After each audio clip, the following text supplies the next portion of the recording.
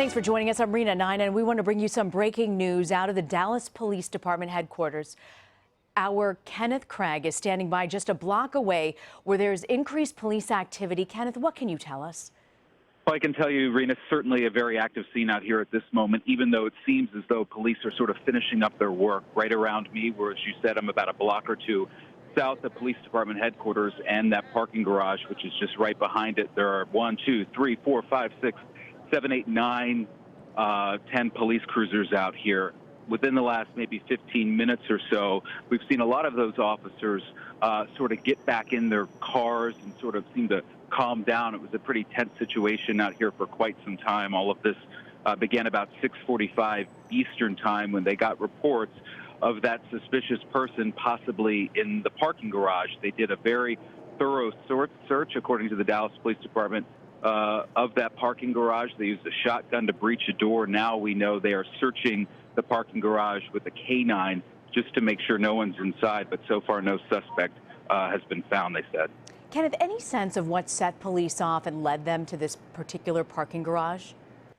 We had heard multiple reports, unconfirmed at this point, of how they got that threat. At one point, I heard from some people out here on the street that there were 4 people that they were looking for inside. We have not confirmed that. Authorities have only said that they had gotten some sort of information that there was a suspicious person inside that parking garage, and they acted very, very quickly. They shut down streets. They started pushing us back further and further. We were about a block closer. They pushed us back. They pushed us back again. For quite some time, there was at least one sniper on one of the neighboring buildings pointed directly at that parking garage. For a long period of time, authorities asked us not to transmit any live video of the situation to protect their officers. So certainly it was a tense situation out here, but I'll also say at the same time, very calm. It wasn't frantic. Authorities seemed to have things under control, although it was a very serious event. Kenneth, you've been on the ground there, especially after Thursday when 5 Dallas police officers were killed after an attack there. Was there any sense that police were threatened, or any sort of tip in the past 48 hours that would give any sort of concern? The only thing that comes to mind is earlier this afternoon. We did get some reports that there was some sort of concern for authorities here, for the police department, that there might be protesters moving in from the Houston area and that they might be armed. And so earlier this afternoon, late afternoon, early evening, we saw authorities with the police department sort of start to prepare for that. The SWAT team came out, heavily armed officers down the street sort of started to take position, although at that point it seemed very, very precautionary. They were still sort of taking pictures with some folks who came out to give them hugs and to express their gratitude, and it didn't seem like a critical situation at that point. All of that, though, changed about 6:45 when the suspicious person came on their radar at that parking garage.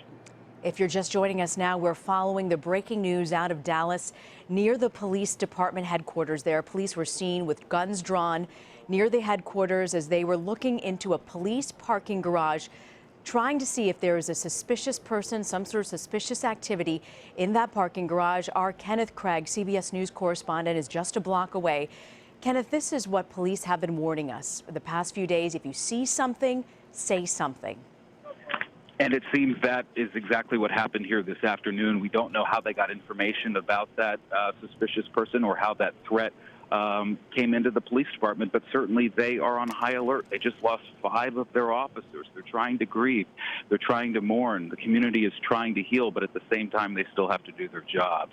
And so as all of this is happening, then word of a suspicious person, and they aren't taking any chances, and that's why they quickly, shut down streets. They started pushing people back, and you have to remember that hundreds and hundreds of people have been coming out to this growing memorial outside of the police department, where these 2 squad cars are sort of pushed together face to face, and there are flowers and there are cards and candles, and of course then there's media from all over the world here. And so anytime they get a threat like this, and this one apparently seemed credible enough to take action like this, they aren't going to take any chances, and they're going to do everything they can to keep this public safe, especially considering what happened Thursday night.